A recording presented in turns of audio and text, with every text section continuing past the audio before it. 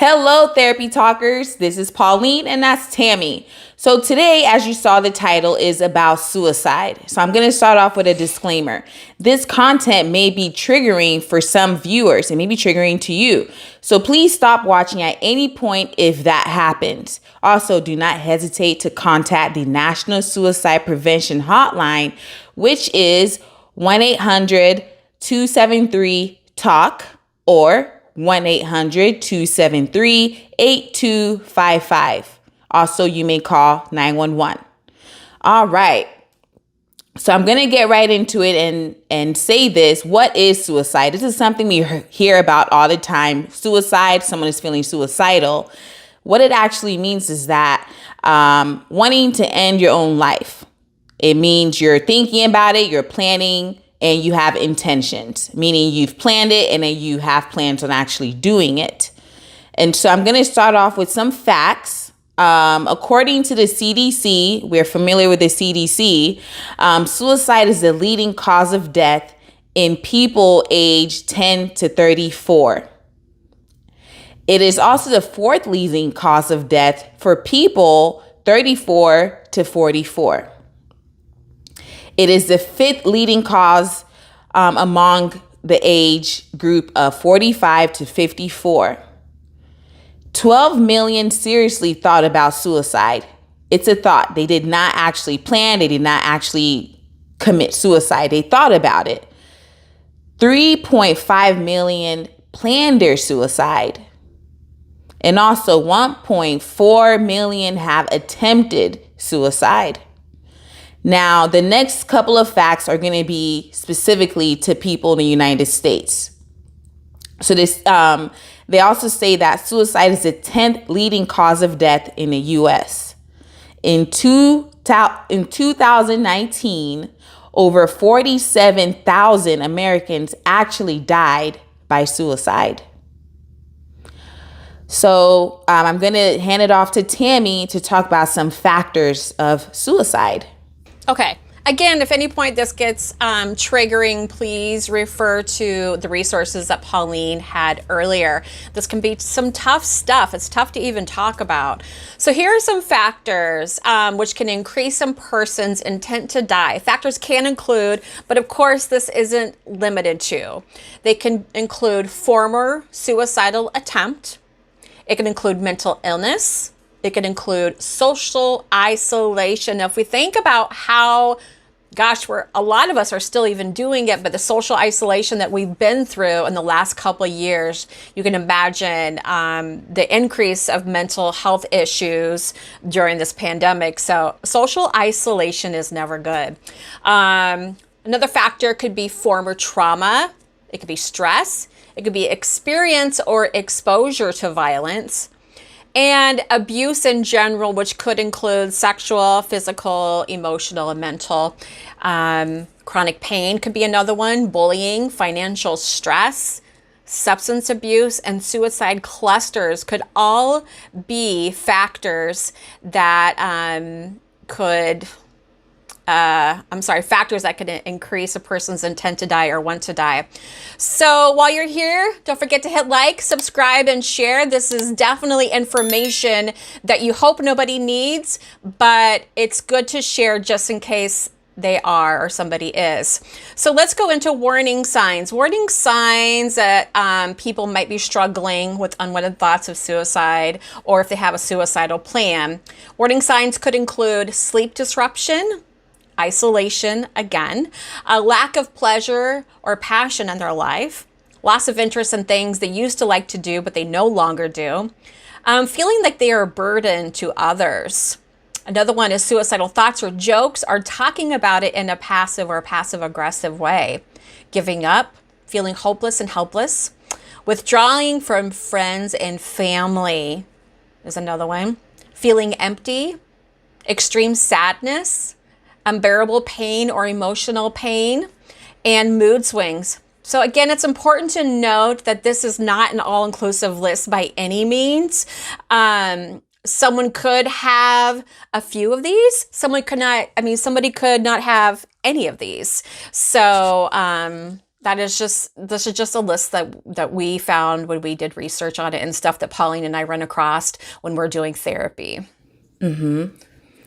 I definitely agree. And I think that warning sign really, as you're talking about it, I realized how many different ways is stated how we can isolate ourselves. Yeah. Withdrawing from groups, withdrawing from family. Something I want to add, which is common, is people start giving things away. True. And that could be in the form of like, your friend, and you're like, why are you giving away this thing? I know it means a lot to you. Why are you doing that? And that's some type of warning sign. Maybe not even showing up to places. Again, isolation is such a big part of this, because suicide, when those start happening, typically you're by yourself, right? You've been in this place of like sadness, this place of stress and all of that. And when you're alone, nighttime, things like that, those thoughts get really loud to a point that you start planning how to not be here. For people who just feel like they're burdened. And I say just not to minimize, but more to emphasize that word. What's a better way not to be here or not to be a burden to anyone is to not be here, right? And so that is such a great list that you have there, Tammy. And the list is endless, I would say. Yeah, and thanks for expanding on that. Those are really great points you mentioned. Yeah. So I want to talk about prevention. And I know there is a stigma out there that if I mention suicide, then that person is going to do it.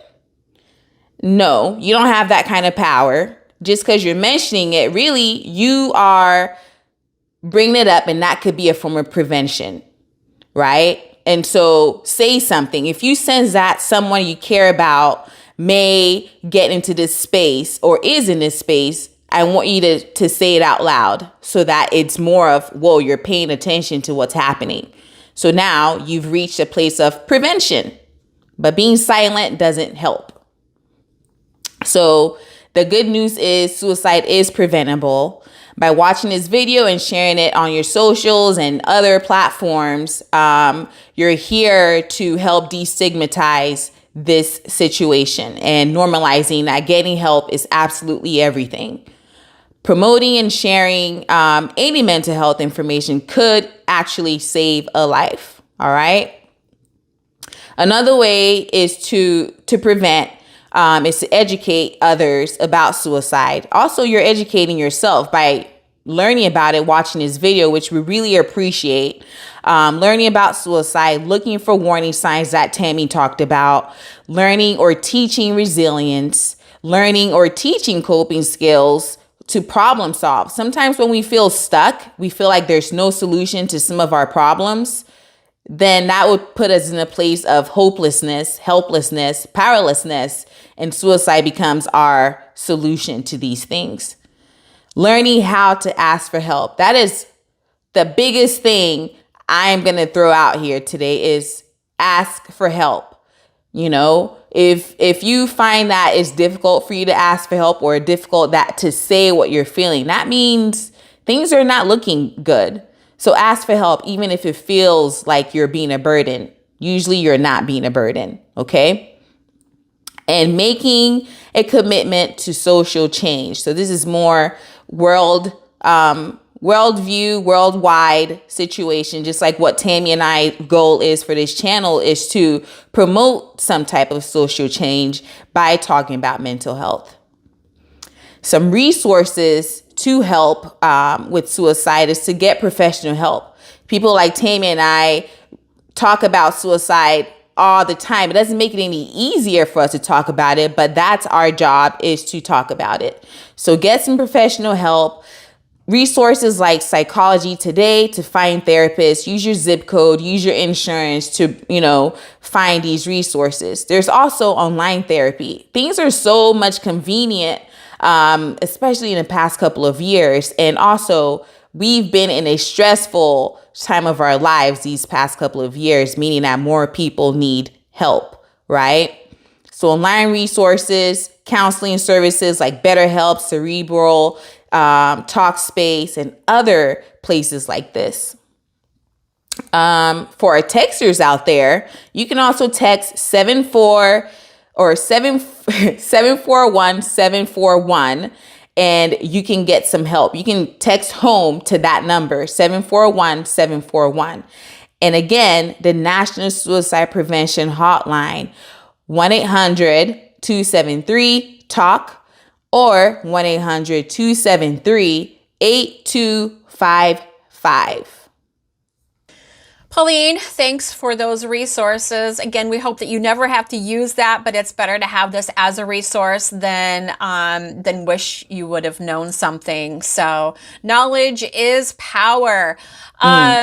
Your homework assignment is to share, like we talked about earlier, share this or any other mental health information that's out there.